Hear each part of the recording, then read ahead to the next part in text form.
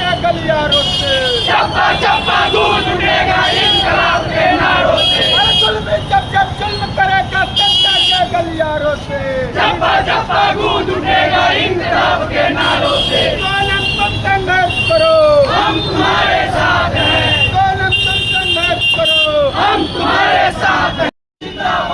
इंकलाब जिंदाबाद, जिंदाबाद जिंदाबाद, अरे सोनम तुम संघर्ष करो, हम तुम्हारे साथ हैं, अरे सोनम तुम संघर्ष करो, हम तुम्हारे साथ हैं, अरे नेहा तुम संघर्ष करो, हम तुम्हारे साथ हैं, अरे नेहा तुम संघर्ष करो, हम तुम्हारे साथ हैं, आमीन तुम संघर्ष करो, हम तुम्हारे साथ हैं, आमीन तुम संघर्ष करो, हम तुम्हारे साथ हैं, मानीस तुम संघर्ष करो, हम तुम्हारे साथ हैं। धर्मेंद्र प्रधान इस्तीफा दो, इस्तीफा दो, इस्तीफा दो, धर्मेंद्र प्रधान इस्तीफा दो, इस्तीफा दो, इस्तीफा दो। इस एनटीए को भंग करो, बंद करो, बंद करो, इस एनटीए को भंग करो, बंद करो, बंद करो।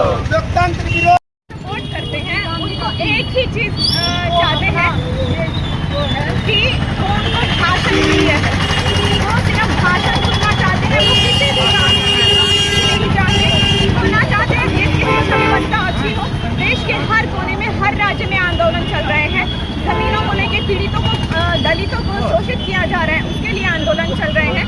और ये अंधभक्त अंधे होके बैठे हैं क्योंकि उनको सिर्फ हिंदू मुस्लिम करना है, जिनको कोई हिंदू मुस्लिम का ज्ञान नहीं है।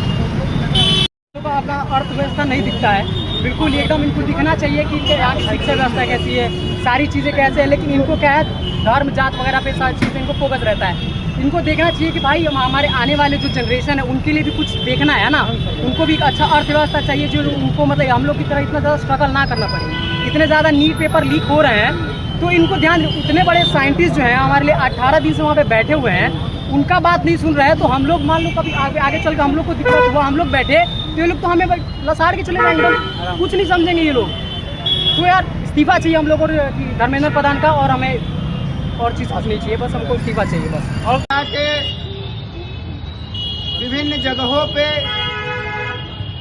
हम लोग कैंपेन करके 22 तारीख को राजभवन मार्च का जो है आह्वान, छात्र संगठन आइसा के इस आह्वान पे हम तमाम छात्र युवाओं से ये अपील करते हैं कि जयप्रकाश विश्वविद्यालय और विश्वविद्यालय के अंतर्गत आने वाले तमाम महाविद्यालय जो हैं उसमें विभिन्न प्रकार की जो गड़बड़ियां हैं हम देख रहे हैं कि जेपी कैंपस में ना तो यहाँ का कैलेंडर है, कब हमारा एग्जाम होगा, कब हमारा रिजल्ट घोषित होगा, उसका कोई कैलेंडर नहीं है। जब भी हमारे कंट्रोलर महोदय का नींद खुलता है वो एक नोटिफिकेशन डाल देते हैं कि आपका एग्जाम होगा।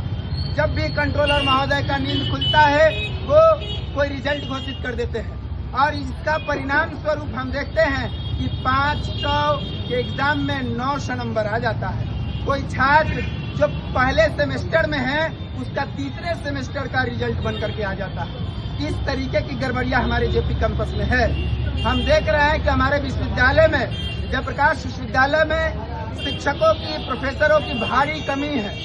लैब में इक्विपमेंट नहीं है, लैब अटेंडेंट नहीं है, रेगुलर क्लास नहीं है, यहाँ तक कि कैंपसों के भीतर मूलभूत सुविधा नहीं है। और इन तमाम सवालों को लेकर के और बिहार के विभिन्न विश्वविद्यालय में जो 7.5 CGPA का बैरिकेडिंग लगा करके रखा गया है राजभवन की तरफ से, इन सवाल को लेकर छात्र संगठन आइशा 22 जुलाई को पटना की सड़कों पे राज्य भवन मार्च करने के लिए उतर रही है अपने इन तमाम सवालों पे, जिसको लेकर के हम तमाम साथी अभी इस चौक पे खड़े होकर के लोगों से, छात्रों से, छात्र युवाओं से समर्थन मांग रहे हैं। यही बातचीत है।